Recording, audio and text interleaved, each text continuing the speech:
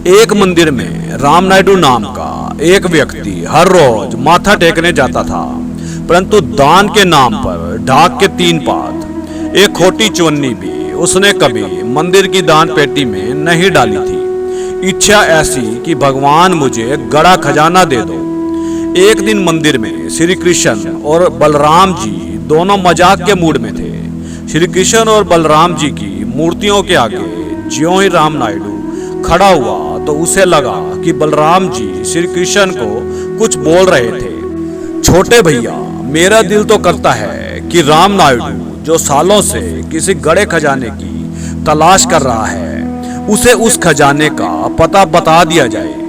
राम नायडू श्री कृष्ण और बलराम जी की बातें बड़े ध्यान से सुन रहा था, क्योंकि आज से पहले उसने भगवानों को आपस में बात करते नहीं देखा था।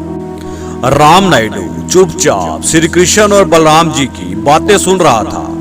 बलराम जी बोले, छोटे भैया, अगर ये राम नायडू 40 दिन 1 क्विंटल लड्डू हर रोज इस मंदिर में आने वाले भक्तजनों को बांटे तो मैं उसे 1 लाख रुपया रोज के हिसाब से 40 लाख रुपए के खजाने के बारे में बता दूंगा। बस फिर क्या था, अगले दिन ही राम नायडू मंदिर में 1 क्विंटल लड्डू लेके पहुंच गया।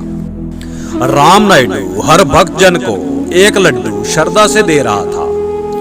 सुबह से शाम हो गई, क्योंकि मंदिर में 2000 से कम श्रद्धालु ही आते थे और लड्डू पूरे 2000 थे। ये बात जंगल में लगी आग की तरह मंदिर के पास लगती बस्ती में फैल गई। अगले दिन फिर रामनाथ लड्डू लेके पहुंच गया। पहले दिन से ज्यादा श्रद्धालु मंदिर में थे। एक लड्डू बांटने में फिर भी 3 घंटे का टाइम लग गया। बस्ती के लोग बड़े खुश थे। उनका दिल राम नायडू की जय जयकार करने को था। उधर श्री कृष्ण और बलराम जी बड़े खुश थे कि राम नायडू को बड़ा बेवकूफ बनाया है। कंजूस मक्खी चूस को दानी बना दिया था। लड्डू बांटते 20 दिन हो चुके थे। बस्ती के लोगों का नियम बन चुका था, चलो मुंह मीठा करके आते हैं, वो भी देसी घी के लड्डुओं के साथ। सुनते ही उनकी लाट टपकने लगती थी।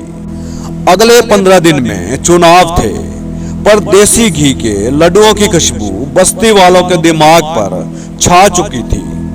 उनकी नजरों में राम नायडू देवता बन चुका था। एक दिन राम नायडू के साथ उस बस्ती में वोटों पर खड़ा विधायक नजर आया, जो हाथ जोड़ रहा था और वोट मांग रहा था। परंतु बस्ती के लोग तो बस एक बात ही कह रहे थे कि जिसको राम नायडू कहेगा उसी को वोट देंगे। हुआ भी यही, जिसको राम नायडू ने वोट डालने को बोला, बस्ती वालों ने वही ठप्पा लगा दिया। वही व्यक्ति विधायक बन गया। खाए गए देसी घी के लड्डुओं का पूरा एहसान बस्ती वालों ने चुका दिया था। चुनाव का नतीजा आते ही राम नायडू एक नोटों से भरा बैग जो उस विधायक ने वोट डलवाने के लिए राम नायडू को दिया था, लेकर श्री कृष्ण और बलराम जी की मूर्ति के आगे बैठ गया और नोट गिनने लगा।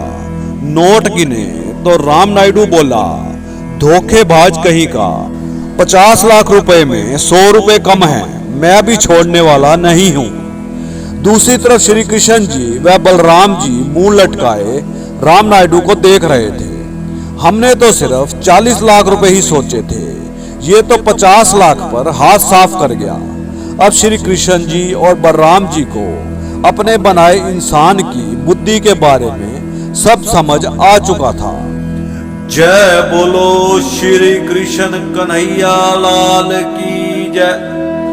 कहानी अच्छी लगी हो तो वीडियो को लाइक कर देना और चैनल को सब्सक्राइब कर देना। धन्यवाद।